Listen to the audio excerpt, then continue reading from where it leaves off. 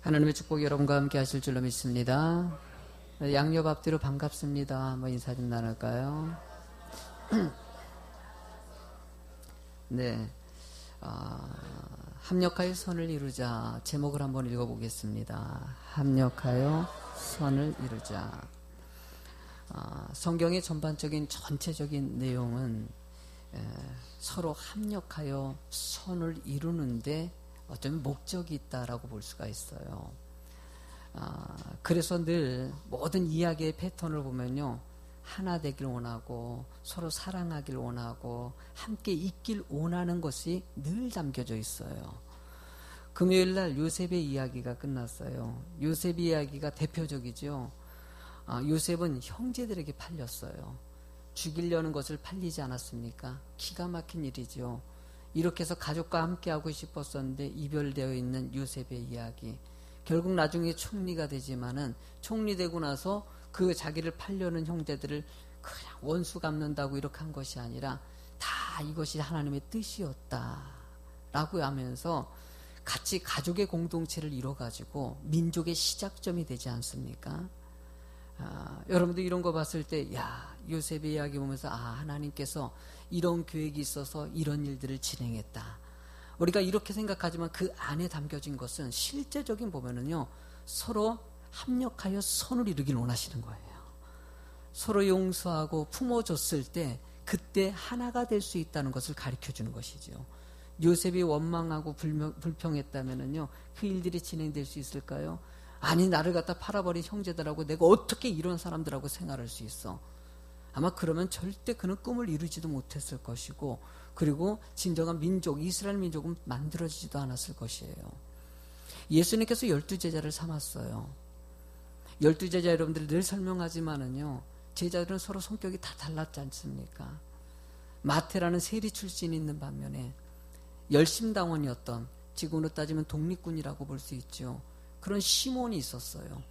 서로가 원수 같은 사람들끼리 제자를 삼아놨으니 그 안에서 얼마나 그냥 분위기가 안 좋았겠습니까? 조금만 마음에 안 들면은요, 내 마음에 안 들면은 막 찔러대고 막 말도 나왔을 테고, 거기다가 뭐 공부를 이렇게 배운 출신이 아닌 뭐 베드로 같은 경우는 어부 출신 아닙니까? 요한도 어부 출신 아닙니까?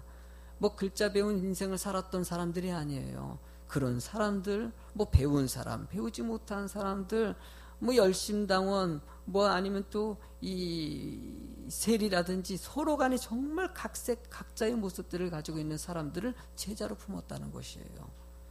그러다 보니까 그 안에서는 수없이 싸움들이 등장해가지고 맨 마지막에 예수님이 십자가에 못 박히기 전에는요, 요한이라는 사람은 부모님까지 대동해가지고 예수님 왕이 되면은요, 나를 갖다가 제일 측근으로 삼아달라고 노골적으로 얘기하지 않습니까? 주변에 있는 제자들이 그것을 보고 나서 손가락질하면서 뭐 저런 인간이 다 있어, 막 이런 분위기. 3년 동안 쫓아다닌 제자들의 모습은 온갖 싸움하는 분위기였어요. 근데 그들이 예수 그리스도의 부활의 놀라운 역사를 보고 나서 어떻게 변화됩니까? 자신의 목숨까지 내려놓고 순교할 수 있는 믿음의 공동체가 만들어지더라는 거예요. 다윗의 이야기 가운데서도 자신이 그렇게 따르고 섬겼던 사울왕에게 배신당해가지고 그렇게 외면된 광야 생활하고 도망자 인생을 살아가는 거. 다윗 같은 경우는 또 자식에게도 배반당해가지고 도망 다니지 않습니까? 이런 가운데서 성경은 뭘 얘기하겠습니까? 서로 간에 이해하고 서로 간에 한마음이 되어서 주님의 뜻을 이루길 원하시는 것이 그 성경 속에 담겨진 뜻이라는 것을 발견하게 됩니다. 그래서 성경은요, 예수님께서 오셔서 70번씩 7번 용서하라, 끊임없이 용서하면서 서로 한마음이 되길 원하시는 것이죠. 여러분들, 사단은 우리들을 분열시키려는 것이 아주 가장 강력한 무기이고요, 강력한 계획입니다. 서로 합력해서 하나가 되어서 하나님의 아름다운 선을 이룰 수 있는 여러분들이 꼭 되실 줄로 믿습니다. 그렇게 합력해서 선을 이루기 위해서 우리가 무엇이 필요할까? 첫 번째로는요, 일단 관심이 중요하다는 것을 좀 기억하시기 바랍니다. 성도들의 삶을 보면은요, 각자의 모습들이 드러나지 않습니까? 근데 그 모습 가운데서 왠지 모를 외로움들이 참 많이 느껴질 때가 있어요. 그 외로움 가운데서도 시간 지나면은 목사도 물어보죠. 집사님 무슨 일 있었냐고 물어보면은요, 목사님 사실 좀 이런저런 일이 있었는데요. 사실 우리 집사님 만나가지고 우리 권사님 만나가지고 이렇게 저렇게 마음이 참 많이 풀리고요. 힘이 됐어요. 이런 얘기를 들을 때가 있어요. 이럴 때 들을 때마다 참 감사해요. 그런 귀한 위로해 줄 수 있는 이런 권사님과 집사님들이 계시다는 것이 저는 참 큰 복이라는 생각이 듭니다. 저는 지역 사회부장협의회 활동을 하고 있어요. 거기 활동하다 보면은요, 여러분들 우리 지역에서도요 고독사라고 하지 않습니까? 그게 없을 것 같지요. 검암 땅 같으면 뭐 특별히 그런 일이 벌어질까? 아니요, 여러분들 매스컴에 나온 게 너무 많다 보니까 고독사가 지금 너무 많습니다. 지금요. 너무나 많다 보니까 일반적인 것은 뉴스에도 안 나와요. 사실 이 지역에도요 고속사가 있었어요. 그 누구도 알아주지 않는 것이지요. 그분에게 미리 가서 좀 찾아봐 주기라도 하고 연락이라도 해준 사람이 있었다면 참 좋았을 텐데 누구도 알아주지 못하면서 홀로 외롭게 죽어가는 모습들. 성경은요 이런 모습들에 대해서 이 세상에 죄가 들어온 세상의 모습이라고 얘기하면서 이런 모습에서 회복되길 원하시는 거예요. 그래서 여러분들이 예수 믿으니까요 어려움에 처한 사람들을 살피시고 주변에 있는 사람들 늘 관심을 가져주는 그런 성도 되기를 원하신다는 거예요. 여러분 마태복음 6장 30절 말씀을 읽어보시겠습니까? 오늘 있다가 내일 아궁이에 던져지는 들풀도 하나님이 이렇게 입히시거든 하물며 내일일까 보냐 믿음이 작은 자들아. 이거를 사람들은 들풀에 깃든 사랑이라고 표현을 합니다. 들에 있는 풀들도 물을 주지도 않는 것 같은데도 물을 누가 줘요 안 줘요? 물을 주고 어느 순간에 꽃을 피워요. 그러면서 자기의 삶을 살아가는 것 같이 하잘것없는 들풀도 이렇게 기르시는데 내가 생각한 내가 자녀 삼은 너희들을 내가 외면하겠냐 이것이죠. 세상 사람들은 외면해도 여러분들 늘 잊지 마십시오. 하나님은 우리와 함께 하십니다. 하나님은 우리와 함께 하셔요. 그렇게 믿었던 사람들이 우리를 배반하고 외면하는 일들이 얼마나 많이 벌어집니까? 근데 하나님은 우리 아버지라고 표현합니다. 아버지라는 것이에요. 부모가 자식 사랑하는 것을 여러분들 알지 않습니까? 여러분 우리 지역에 보면요 노인 할머니 한 분이 이 나라에서 뭐 좀 돈이 조금씩 나오지 않습니까? 그런데 이 할머니가 우리 보장협의회에 돈을 요청했어요. 자신은 돈이 하나도 없다는 거예요. 알고 보니까는요 아들이 있어요.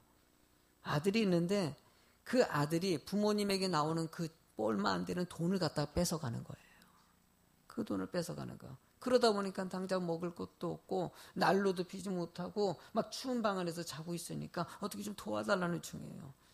상담사가 가가지고 얘기했어요. 아니 뭐 그런 자식이 다 있냐고. 그거 몇 푼이나 된다고 부모의 돈을 갖다가 그걸 갖다가 그냥 가져가는 주지는 못할 망정. 그러니까 그 할머니가 뭐라 그런 줄 아세요? 제가요 그거라도 줄 수 있잖아요. 내가 우리 자식 못 챙겼다고. 집안이 가난하다 보니까 어렵다 보니까 애를 가르치지도 못하고 챙겨주지 못해가지고 그냥 그렇게 하다 보니까 자식 저렇게 됐는데 내가 뒤늦게라도 나라에서 조금 돈 주는 것 가지고 그거라도 도울 수 있으니까 내가 그게 얼마나 감사한지 모른다. 누가 보면 손가락질하고 욕할 것 같은데요. 자식에게 그렇게 하는 마음이 어떤 거야? 부모의 마음이에요. 부모의 마음. 이해가 안 가지만 부모는 그게 사랑이라고 하는 것이에요. 하나님 우리를 사랑하십니다. 본문의 26절을 같이 읽어보시겠습니다. 이와 같이 성령도 우리의 연약함을 도우시나니 오직 성령이 말할 수 없는 탄식으로 우리를 위하여 친히 성령님께서 우리의 연약함을 도우신다고 합니다. 우리는 죄된 세상에 살고 있기 때문에 순간순간 넘어질 수밖에 없고 낙심할 수밖에 없는 존재라는 것이에요. 그래서 뭔가 의지할 때가 필요할 때 그 성령님이 내 안에서 의지의 대상이 되고 힘이 되어 주신다고 말씀하시는 거예요. 여러분들 여기 본문에 등장하는 이 도우신난이라는 뜻, 이 도우신난이라는 것은요 헬라어 원어에 보면요 힐란 틸람 바네타이라는 뜻이에요. 이것은 해석하면 다른 사람의 손을 붙잡아 준다라는 것이에요. 그냥 형식적으로 있는 것이 아니라 실제적으로 잡아서 일으켜 세워주시고 도움을 준다라는 의미를 담고 있어요. 성령님은 여러분들 안에서 역사하면서 실제적인 도움을 주신다는 거예요. 하나님이 살아계셔서 내 안에 역사하신 것을 믿으십니까? 믿으시기 바랍니다. 하나님이 여러분들 도와주셔요. 누가 뭐래도 여러분들을 살피시고 여러분들이 하나님의 은혜 가운데 감사한 가운데 기쁨의 삶을 살 수 있도록 인도해 주신다는 것이에요. 더 나아가서 탄식하신다고 표현하지 않습니까? 그만큼 사랑하시고 그만큼 여러분들을 살피신다는 것이에요. 27절도 읽어보시겠습니까? 마음을 살피시는 이가 성령의 생각을 아시나니 이는 성령이 하나님의 뜻대로 성도를 위하여 간구하시니라라고 얘기하고 있습니다. 우리들은 늘 살피시고요, 은혜의 길로 인도하신다는 것이에요. 여러분들 여기서 하나님의 뜻대로 하면은요, 여러분 하나님의 뜻대로는 카타데온이라는 뜻인데 하나님을 따라서라는 뜻을 담고 있거든요. 그러니까 우리가 하나님 뜻대로 하면요, 왠지 모르게 좀 딱딱하게 들릴 때가 있어요.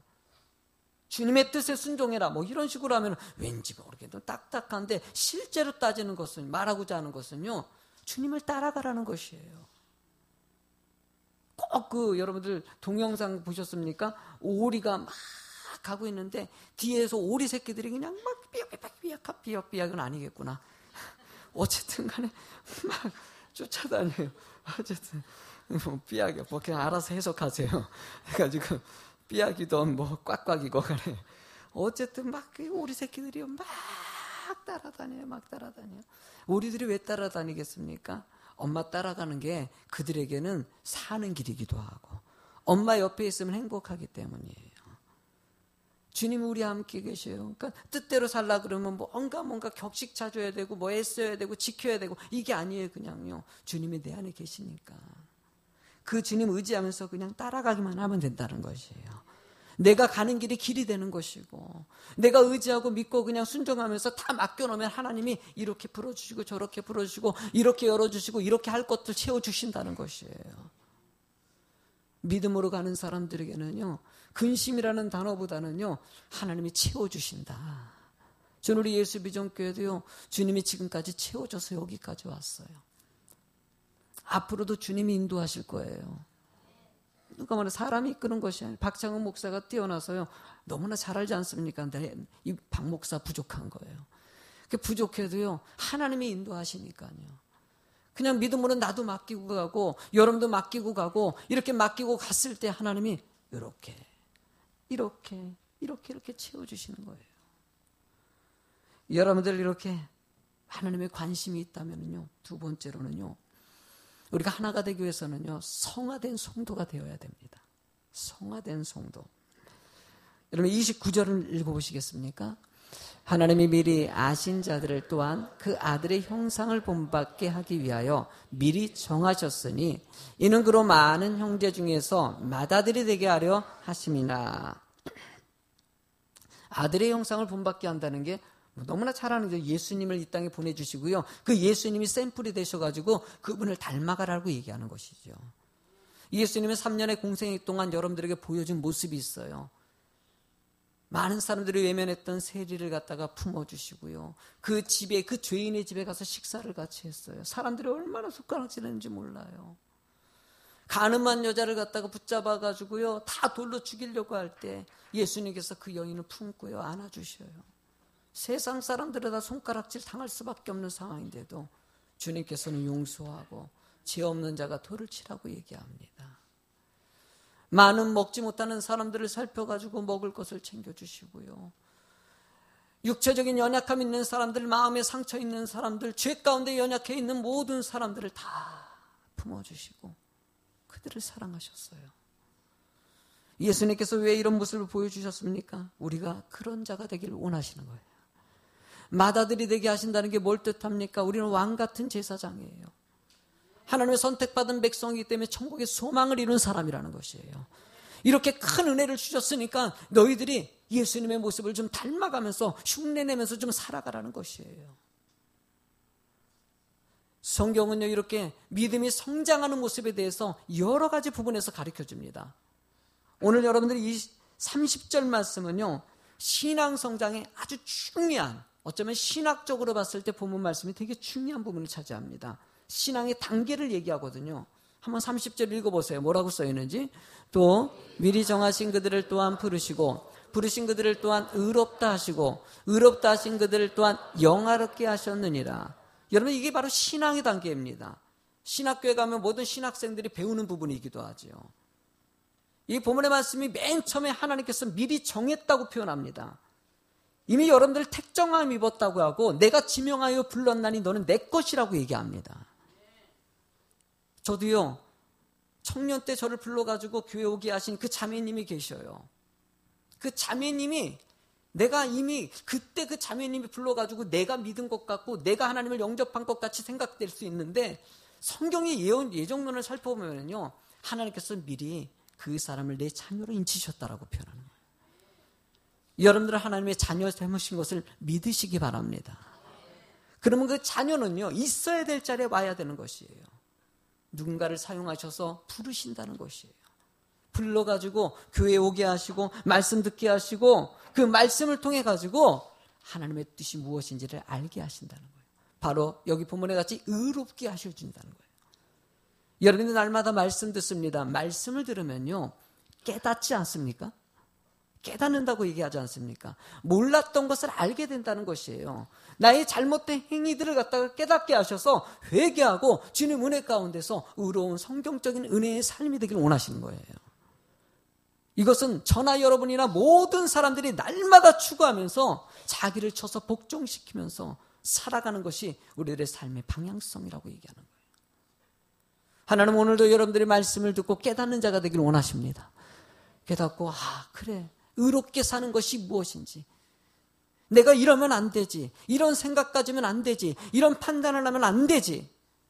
하나님은 좀 더 성숙된 사람이 되길 원하기 위해서 끊임없이 말씀을 주시고 바로 영화롭게 하셨다라는 표현합니다. 영화롭다는 것은요, 사실 신학적으로 봤을 땐 죽음 이후의 삶의 표현을 합니다. 여러분이 천국에 영화로운다는 이 표현으로 표현되는데, 우리가 조금 여러분들이 이해하기 있고 맨 많이 들었던 얘기로 따지면 성화된다라는 표현을 하죠. 성스럽고 믿음의 수준이 참 높은 성화된 성도들에게 나타나는 특징을 보면요, 일단 시험에 들지 않습니다.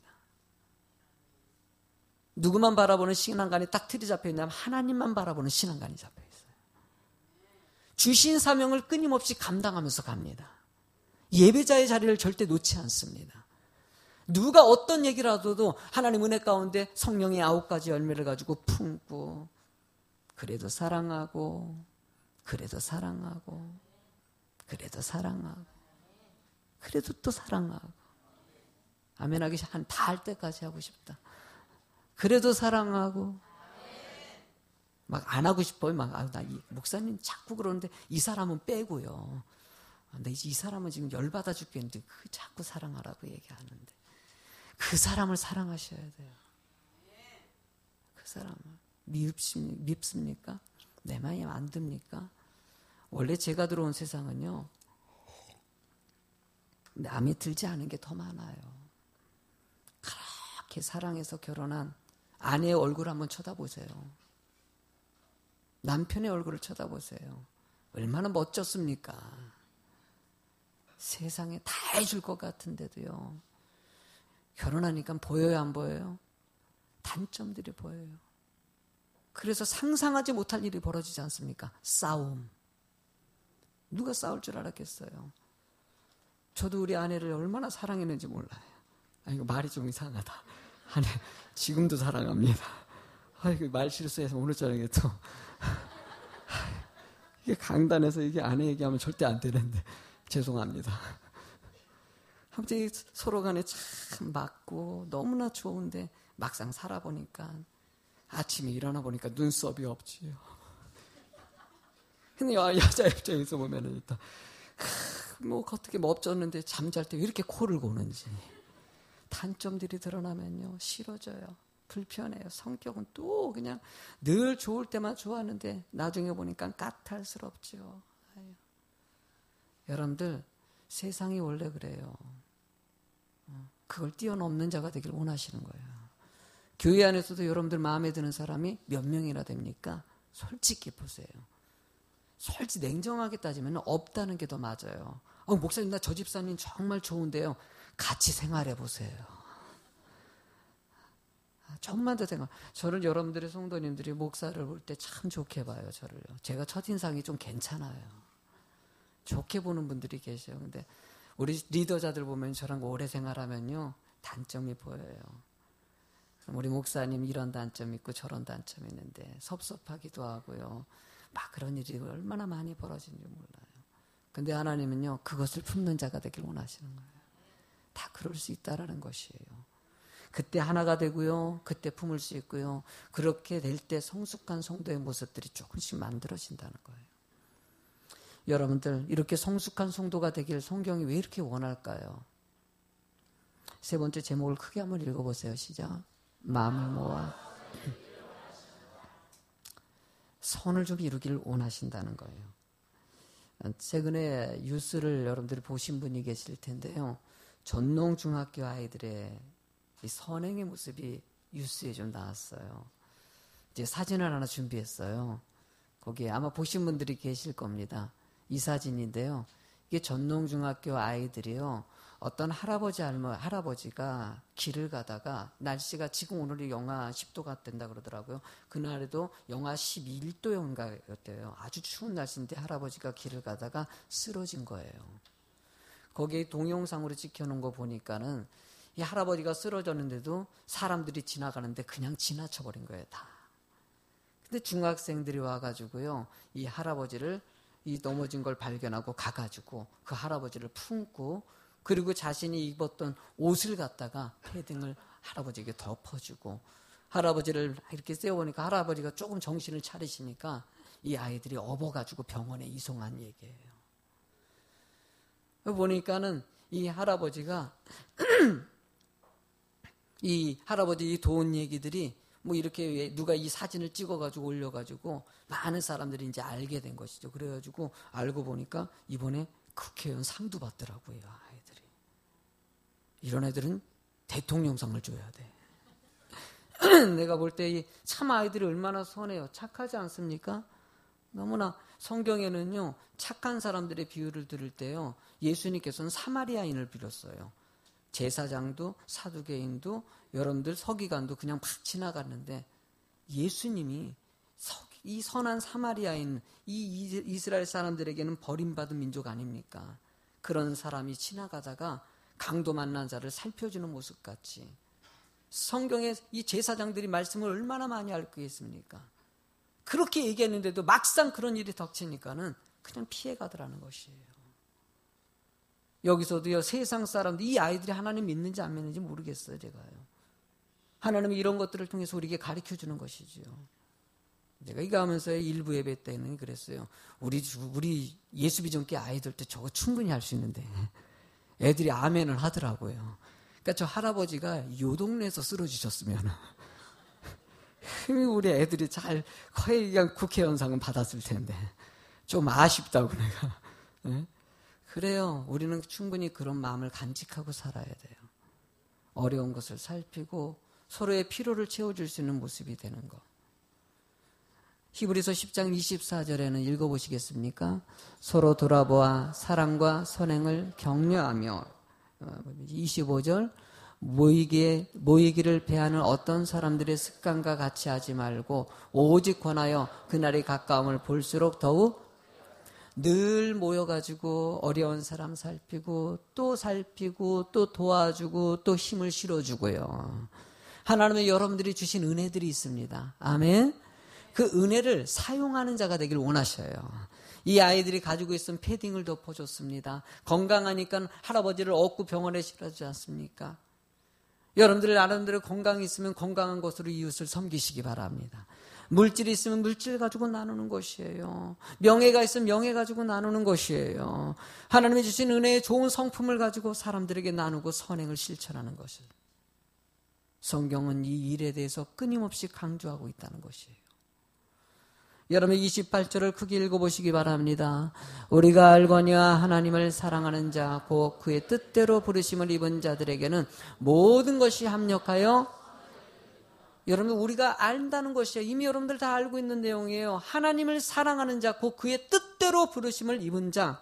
하나님의 뜻대로 부른 사람들은요 하나님을 사랑할 수밖에 없다는 것이에요. 여러분들은 하나님을 찾을 수밖에 없습니다. 왜? 하나님을 선택하였기 때문에. 그러니까 어느 순간에 여러분들 이 사랑이라는 속성을 갖다 우리는 가지고 있다는 것이에요. 그래서 여러분들 사랑하는 모습을 보면요, 참 좋아요. 이웃을 내 몸같이 사랑하는 속성이 내 안에 있는 것이에요. 그래서 그런 행위를 하면요, 그런 올바른 모습을 보이면은요, 내가 기분이 좋아져요. 좋은 일 하면 기분이 좋아요, 안 좋아요? 좋지 않습니까? 하나님을 찬양하고 예배드리고 영광 드리면 좋아요, 안 좋아요? 좋지 않습니까? 그게 여러분들 우리 속 안에 하나님의 은혜, 선택받은 백성들에게 나타나는 특징이라는 것이에요. 그 특징이 더 확대됐을 때 바로 선행이 나온다는 것이에요. 합력하여 뜻을 이룰 수 있는 모습이 된다는 것이에요. 하나님은 여러분들에게 지혜를 주십니다. 명철함도 주십니다. 세상을 아름답게 만들 수 있는 능력을 주셨다는 것이에요.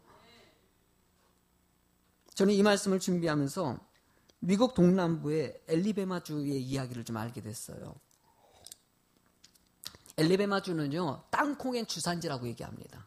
그러니까 거기서 재배되는 땅콩이 세계에서 최고 인류의 땅콩이라고 합니다. 몰랐죠? 저도 이번에 알았어요. 그런데 얘기를 들어보니까는요, 원래 엘리베마주는요, 이 모카 주산지였다고 합니다. 그 지역에 있는 주민들은 모카를 갖다 하는데 그 지역에 특별한 비가 하나 세워졌는데 무슨 비가 세워졌냐면요, 모카를 갉아먹는 벌레를 위한 비가, 기념비가 세워졌대요. 여러분들 벌레를 위한 기념비 들어봤어요? 아니 무슨 벌레를 위한 기념비를 세워놨냐. 일이 어떻게 진행된 거냐면요, 모카를 재배하는 그 엘리베마주에 벌레들이 들어온 거예요. 근데 이 벌레들이 온 지역에 있는 모카를 갖다 다 갉아먹어버린 거예요. 농사 망쳐버렸어요. 많은 사람들이 이주해 나갔어요. 그 다음에 올해는 되겠지 하고 또 농사를 했는데 그 벌레가 여전히 있어가지고 모카를 다 갉아먹어가지고 완전히 망한 땅이 돼버렸어요. 많은 사람들이 이주해버리고 많은 사람들이 뭐 땅값이 아니라 완전히 바닥이 돼서 지역은 완전히 그냥 폐촌이 돼버린 거예요, 분위기가. 이런 상황 가운데 교회 목사님이 본문의 말씀을 갖다가 선포하면서 성도들에게 부탁을 한 거예요. 합력해서 하나님께서는 선을 이루실 것이다. 이렇게 절망적이고 낙심가오고 뭐 힘든 상황 가운데서도 하나님은 우리들에게 도우실 것이다. 우리 마음을 모아서 하나님께 기도하자고. 그랬더니 이 교회에서 시작된 이 운동이 조금씩 퍼져나가기 시작했어요. 사람들이 뭔가 하나님이 도우실 것이다. 인도해 주실 것이다. 근데 그때 지혜를 준 거예요. 그러면 목화를 그만 심자. 이전까지는 목화 심는 일에 전념을 해서 그것만 기술을 알고 있는데 다른 거 어떻게, 우리 새로운 일에 도전하자. 목화밭이 드디어 땅콩밭으로 바뀌기 시작했어요. 근데 1년을 키워봤더니 땅콩이 잘 자라는 거야. 세상에. 다음에도 대풍. 아멘 할 때까지 대풍 해볼까요? 계속 잘 됐다는 거야. 그 몇 년이 지나가지고요, 나일롱실이 나온 거야. 그래가지고 목화 농사하는 사람 쫄딱 망했대요. 그 땅콩은요, 지금까지도 먹어요, 안 먹어요?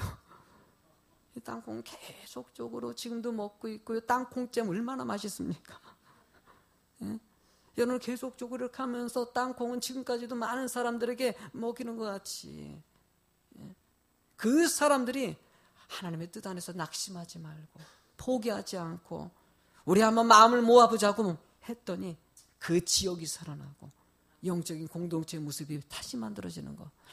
하나님 이 순간에도요, 우리들이 그런 어려운 가운데 낙심하지 마시고 하늘을 바라보고 마음을 모으는 자가 되길 원하셔요. 서로 힘드십니까? 상대방을 손 좀 붙잡아 주세요. 아멘. 서로 좀 살펴보세요. 얼굴 좀 이렇게 돌아서 바로 옆에 앉아 계신 분 한번 얼굴 이렇게 한번 보세요. 사랑합니다. 남자분들이 꼭 얼굴을 못 돌아. 좀 사랑하시고요. 좀 살펴주셔요. 넌지시 집사님 힘내 라고 얘기하면서 손 한번 잡아주시는 거. 성경에 여러분들의 모습이 그런 모습 되기를 원하신다는 거예요. 우리는 서로의 단점을 보면은요, 만족할 거 없어요. 다 있어요. 그래도 장점이 있지 않습니까? 서로의 이게 그래도 그거 보고 하는 것이에요. 마지막 말씀을 크게 한번 읽어보실까요? 마태복음 5장 16절 시작. 이와 같이 너희 빛이 사람 앞에 비치게 하여 그들로 너희 착한 행실을 보고 하늘에 계신 너희 아버지께 영광을. 아멘. 여러분들이 세상에 빛이 되시길 바랍니다. 세상 사람이 보고 예수 믿는 사람들은 그래, 예수 믿는 사람들은 그래도 사랑하는 사람이야. 그래도 용서하는 사람이야. 세상 사람들은 그것을 보기를 원해요. 믿지 않는 사람들이 오히려 교회를 더 잘할 때가 있어요. 예수 믿는 사람들은 이러지 않냐고 라고 할 때 그 말을 보면 틀린 말이 없어요.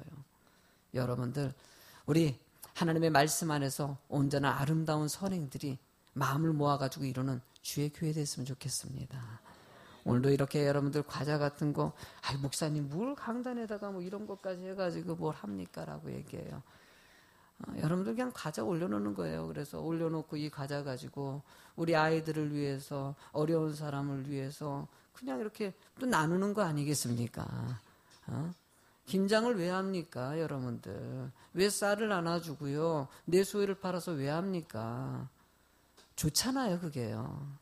좋아요, 안 좋아요? 너무 좋지 않습니까? 상대방의 사랑으로서 나눠주고 좋은 일을 한다는 것은 좋은 거예요. 예수비전교회가 그런 일들이 많았으면 좋겠던 거죠. 함께 좋은 일 2017년도에 많이 하셨어요. 정말 애썼어요. 저는 여러분들 정말 사랑합니다. 목사가 생각 없이 막 진행하는 일들이 있었는데도 순종하고 따라줘가지고 너무 고마워요.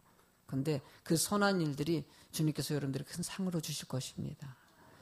2018년도에는요, 더 큰 상 받을 줄로 믿습니다. 우리 선행 좀 많이 합시다. 아멘. 하나님께서 더 많은 일 할 수 있는 환경 주실 거예요. 그래서 여러분들이 큰 상 받고요, 큰 복을 받는 여러분이 되길 주의 이름으로 축원합니다.